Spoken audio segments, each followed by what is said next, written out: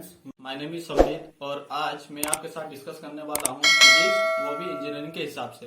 Engineering के हिसाब से मीन्स हम लोग ये जैसे कि कोई लैंग्वेज सब्जेक्ट नहीं है या फिर हिस्ट्री नहीं है कि इसको याद रख के फिर जाके एग्जाम में लिख दिए, ये तो नहीं होगा ना। हम लोग को फिजिक्स को दिमाग में रखना पड़ेगा, उसके बिहाइंड कोज क्या है ये सब जानना पड़ेगा, उसी हिसाब से उसको पढ़ना पड़ेगा।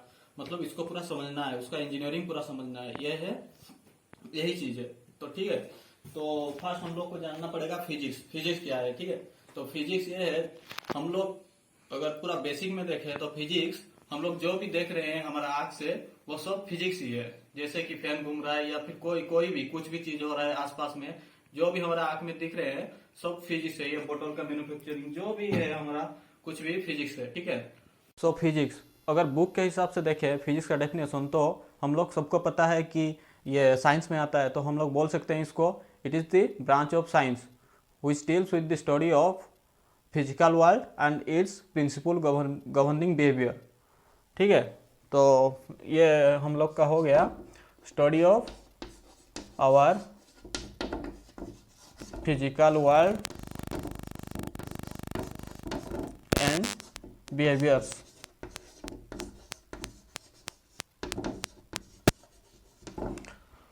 सो वर्ल्ड में जितना भी जो भी हो रहा है, हम लोग जो भी देख रहे हैं सब फिजिक्स में आता है। ये तो बोल दिया हम, आप समझ गए, ठीक है। तो हम लोग को नेक्स्ट अभी देखना फिजिक्स में हम लोग को क्या पढ़ना पड़ेगा। जैसे कि हम लोग जानते हैं 8, 9, 10 से हमारा फिजिकल साइंस आ जाता है, उसके बाद +2 में हमारा आ जाता है physics, first year second year, उसके बाद इंजीनियरिंग, वो अप्लाइड फिजिक्स में आ जाता है, ठीक है। तो हम लोग को फास्ट से देखना पड़ेगा 8, 9, 10, 11, 12 जो है वो बेसिक है, उसमें देखना पड़ेगा। हमारा फर्स्ट चैप्टर मेनली रहता है यूनिट एंड डायमेंशन। देन आपका आ गया मोशन, इसी तरह लाइट, बहुत सारा चैप्टर आएगा बाद में। तो आज तो मैं पहला क्लास कर रहा हूँ, बस आपको इंट्रो दे दूंगा, क्या क्या सब्जेक्ट है, क्या कैसे पढ़ना है, हमको क्या करना है। मैं पूरा बेसिक से पढ़ाऊंगा फ्रॉम 8, 9, 10, 11, 12 अप टू इंजीनियरिंग, ठीक है। तो मैं स्टार्टिंग से आपको पढ़ाऊंगा।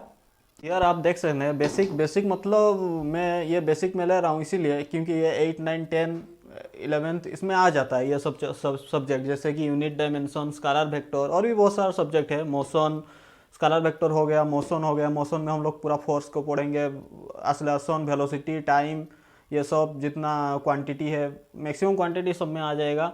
फिर light, refraction, lens, convex, concave, ये सब। फिर हमारा पावर प्लांट, जैसे कि थर्मल पावर प्लांट, ये hydro electric power plant, wind power plant, कोई सोलर पावर प्लांट, एक्सेट्रा। सो ये सब बेसिक में आ जाता है क्योंकि ये 8, 9, 10 और 11 में प्राय मतलब कवर हो जाता है, ठीक है। सो जो मेन चीज है, और एक चीज मैं आपको बताना भूल गया, जैसे कि फिजिक्स में हमारा मेन चीज है सर न्यूटन का लॉ,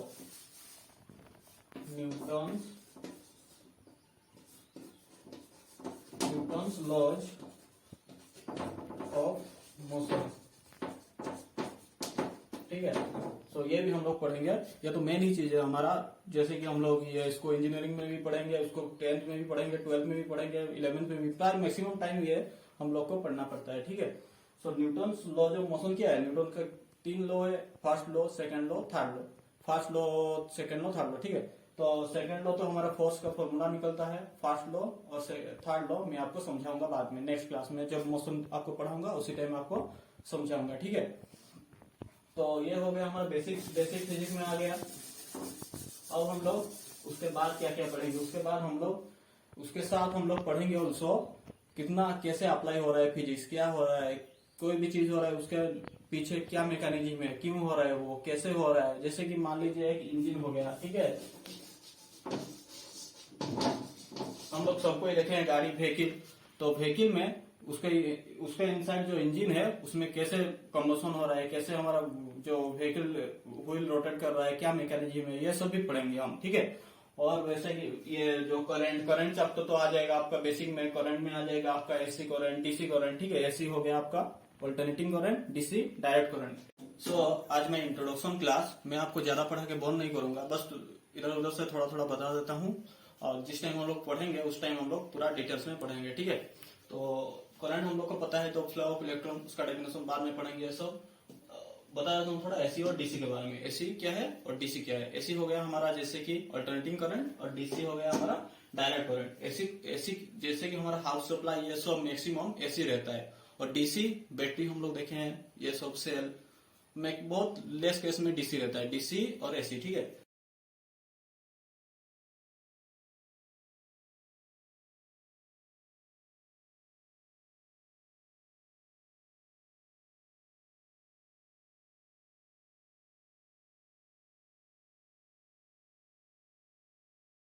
डीसी का जो स्ट्रेट लाइन रहता है, एसी का वेब में रहता है, ठीक है।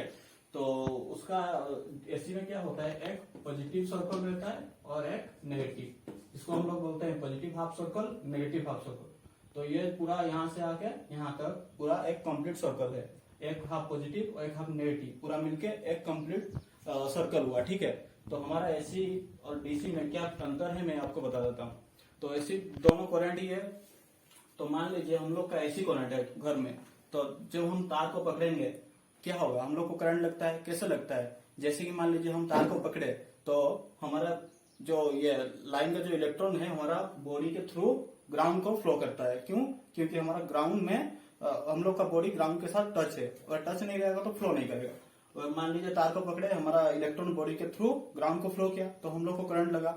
तो एसी में क्या होता है, वो करंट एसी में एक है आपका positive half circle, negative half circle. जिस टाइम आपका पॉजिटिव में रहेगा वो आपको खींच के रखेगा, जिस टाइम आपका नेगेटिव हो गया वो आपका हाथ वो फेंक देगा, मतलब आपको छोड़ देता है। लेकिन डीसी करंट जो है वो आपको छोड़ेगा नहीं, उसका जो लाइन है देखिए पूरा स्ट्रेट लाइन है, वो पकड़ के रखेगा, उसका सर्कल हाफ सर्कल ऐसा कुछ नहीं है, उसका डायरेक्ट करंट है, वो आपको पकड़ के रखेगा, इसीलिए आपको छोड़ेगा नहीं।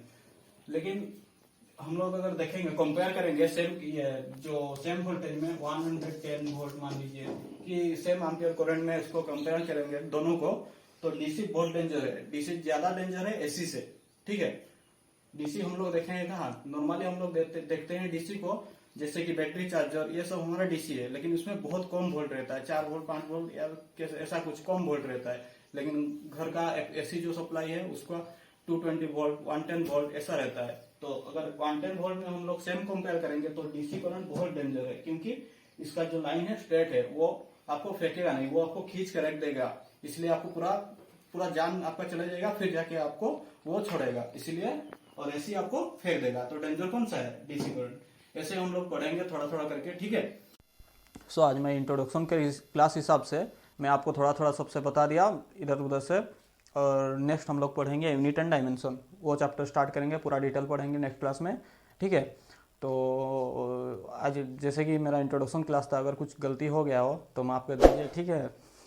और ज़्यादा कुछ नहीं बोलूँगा, बेकार टाइम वेस्ट होगा। चलिए, धन्यवाद, थैंक यू।